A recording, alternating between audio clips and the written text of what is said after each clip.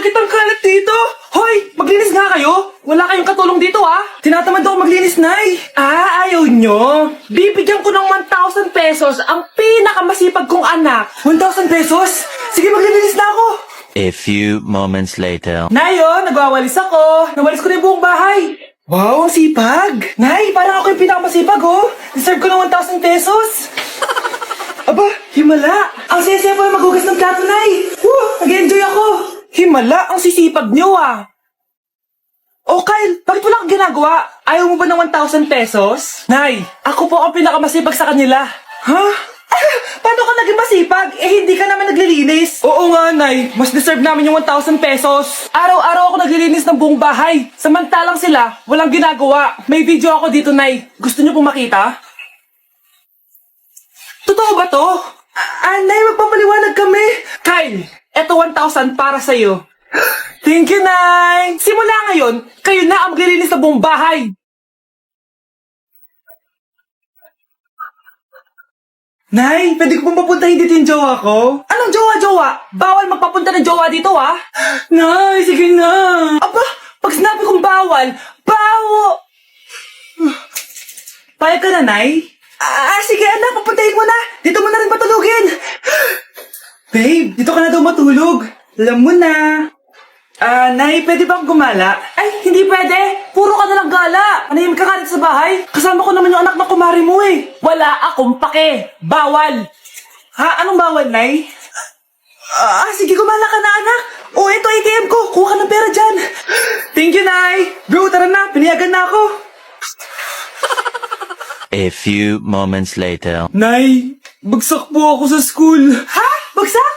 Yan, puro ka kasi cellphone. Sorry po, Nay. Gagalingan ko po sa susunod. Simula ngayon, bawal na mag-cellphone, Bawal lang Nay? Okay lang yun, anak. Bawal ka na sa susunod. Ito bagong cellphone. Para sa'yo. Wow, thank you po, Nay. Huwag niyo sasaktan yung mga halaman ko. Magkamatay na tayo. Mga anak, nandito na ako. Babe, miss na kita. Ano ba yan? Hindi kayo marunong maglaro ng rollback? Aba, wala silang pake Parang wala umuwi. Tapos wala pang nalilinis dito sa bahay. Babe, date mo naman ako. Mag-aamongis na nga lang ako. Tignan ko na lang kung di niyo ako papansinin. Ang bango. Nandiyan na si nanay. Yung favorite chicken ko! Ano? Nagutom kayo, no? Grabe, ang laki ng part na nakuha ko! Solid! Paano hindi magugutom, Nay? Ang sarap nito! Ito pa rin yung best tasting chicken para sa akin! Walang katulad to, Nay! Ay, namiss ko to yung sama-sama tayong kumakain, gaya nung bata pa kayo. Simulat sa pool, Chicken Joy na talaga ang go-to natin. Malalaki ang servings at para sa akin, ito pa rin ang pinakamasarap sa buong Pilipinas. Nabusog ako, Nay. The best ka talaga. Babe, sa Jollibee tayo mag-date bukas, O kayo. Comment kayo kung bakit Chicken Joy pa rin ang go-to fried chicken nyo. Mare, ito na pala yung anak ko. Anak niyo na pala, Mare. Balita ko marunong kumanta yan oo, Mare. Anak, kumanta ka nga. Bibigyan ka ng pera ng tita mo. Sige po, Nay. Guess there is something and there is nothing. There is nothing in between. And in my arms there is a tiny dancer watching over me. He's singing she's a lady and I am just a boy. He's singing she's a lady and I am just a line without. Oh baby, I am a wreck when I'm without you. I need you here to stay. Diba, Mare? Sabi ko sa'yo, magaling yan Alam mo, Mars, pwede mo lang istala ito sa tawag ng tanghalian. Ito, para sa'yo. Thank you po. Akin mo na to, Mare. Ako muna magtatago. Baka mawala niya pa. Sige, Mare. Nay, nakipag-break na po sa akin yung jowa ko. Disturb! Alam mo nang manloloko yung jowa mo, sige ka pa rin na sige. Ikalma mo yung pet mo, Nagmamahal lang naman po ako, Nay, Kung yayaman tayo sa pagmamahal mo, go! Magpakatanga ka. Grabe naman po kayo, Nay. A few moments later. Bakit mo ko iniwan, Joshua? Joshua! Anak, di ba heartbroken ka? Meron akong binaling CD sa Quiapo. Pakinggan mo, anak, ha? Sige po, Nay. Bibitaw ng mahinahon ako pa. Itaas ang kamay, sabay tayo. Hi, Mare! Buntis na ako! Ha? Paano ka nabuntis? Wala ka namang asawa. Hello po. Nagbibigay po kami ng pera sa mga nangangailangan. Hello po, Mayor. Ako po, kailangan po namin ng pera. Ay, Mayor! Buntis ako, oh. Mas kailangan ko yan. Oo, mas kailangan mo nga kasi buntis ka. Ito, sino to? Thank you. Tsaka pala, magbibigay kami ng bahay at lupa sa mga may kailangan. Kami po, Mayor. Kailangan po namin ng bahay. Wala na po kami magrenta. Hindi. Buntis ako, oh. Kawawa naman yung bata kung wala siyang bahay, di ba? Oo nga, mas kailangan niya yung bahay. Ito. Sa inyo yung bahay. Thank you. Sandali lang. Bakit? Sinungaling to babaeng to eh. Hindi naman totoong buntis yan. Totoo nga. Manganganak na ata ako. Manganganak na daw. Manganganak? Tignan ko na lang kung anak yung lumabas dyan. Ang baho, ano yun? Diba? Sinungaling kong babaeng to. Nagdadalang tae lang pala. Sa akin nyo na lang po ibigay yung pera tsaka yung bahay. Bakit anak?